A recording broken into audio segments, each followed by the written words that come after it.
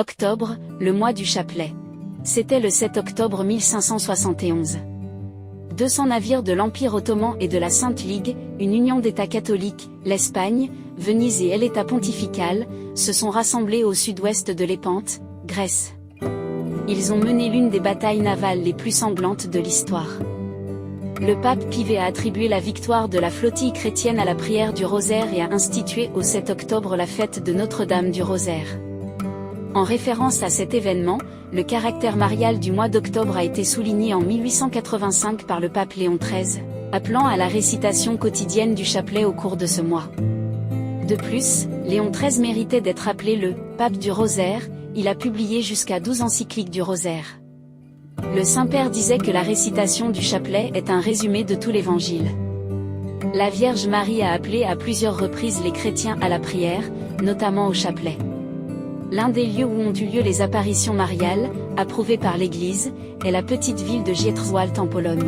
Une série d'apparitions mariales a eu lieu entre le 27 juin et le 16 septembre 1877. À cette époque, la Pologne était occupée par 3 envahisseurs, la Prusse, la Russie et l'Autriche.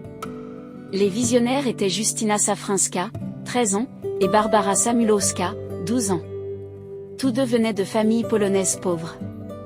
Justyna fut la première à voir Marie, revenant avec sa mère de l'examen avant de faire sa première communion.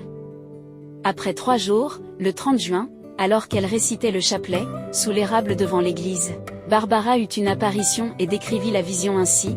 La Vierge Marie était assise sur un trône parmi les anges avec Jésus sur son trône, sa cuisse. La Vierge Marie est apparue aux filles environ 160 fois et elle leur a parlé en polonais dans le dialecte local. Les filles ont posé diverses questions aux personnages révélés et ont affirmé avoir reçu des réponses. « Qui es-tu » Réponse. « Je suis la bienheureuse Vierge Marie Immaculée Conception. » À la question « Que exigez-vous, Mère de Dieu ?»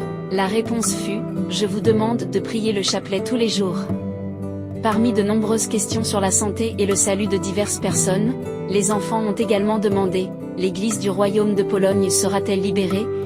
Les paroisses orphelines du sud de la Warmie, partie de la Pologne, recevront-elles bientôt des prêtres ? » La réponse dans leur récit était la suivante : oui, si les gens prient avec ferveur, alors l'Église ne sera pas persécutée et les paroisses orphelines recevront des prêtres.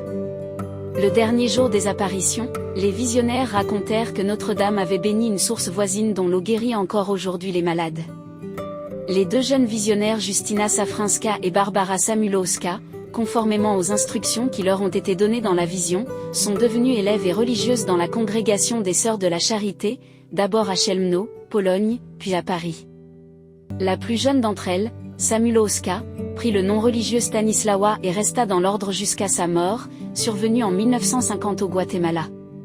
Cependant, l'aînée, Justyna Safranska, quitta secrètement l'ordre en juillet 1897 à l'âge de 33 ans, retourna au statut laïque et se lança dans la couture. En décembre 1899, elle épouse l'instituteur Raymond Bigot à Paris et reste avec sa famille en France. En 1977, l'Église a approuvé le contenu des apparitions comme authentique. Les 2 visionnaires ne sont pas canonisés. Cependant, l'essence des apparitions mariales n'est pas la canonisation des visionnaires, mais l'appel de notre Mère à la conversion et à la prière, en particulier le chapelet. Répondons du mieux que nous pouvons à cet appel constant de notre Mère. Père Andrzej Barna.